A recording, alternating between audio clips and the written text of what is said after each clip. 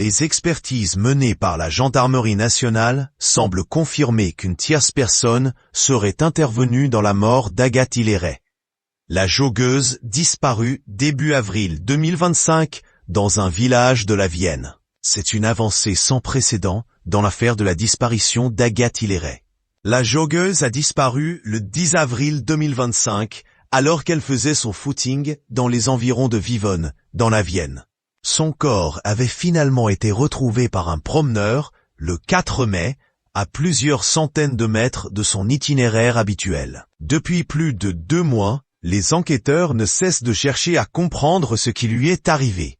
D'après des informations révélées par nos confrères du Parisien, Agathe Hilleret aurait été victime d'un acte criminel. Les expertises réalisées par la gendarmerie nationale confirment en effet que les événements se sont produits avec l'intervention d'une tierce personne. Selon une source proche de l'enquête, qui s'est exprimée auprès de France Info, la joggeuse de 28 ans a bel et bien réalisé un effort physique brutal et inhabituel juste avant de mourir. C'est ce que révèle la montre connectée d'Agathe Hilleret, qui a été analysée par les enquêteurs. Le capteur cardiaque de l'appareil montre une hausse importante et brutale des battements de son cœur, avant son arrêt total, le corps déplacé après la mort.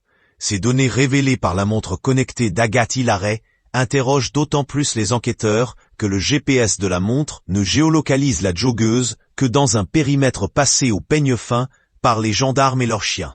Or, son corps a été retrouvé à des centaines de mètres de là, dans un sous-bois, ce qui confirme selon les gendarmes qu'il a été déplacé.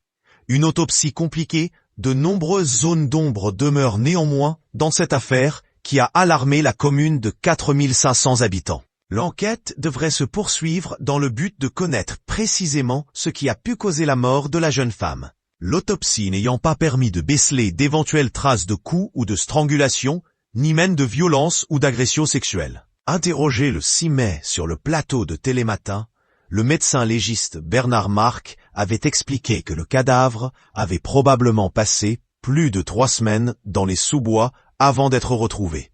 De quoi le confronter à des variations thermiques ainsi qu'aux aléas climatiques et aux actions extérieures, notamment de la faune locale, qui peuvent dégrader le corps.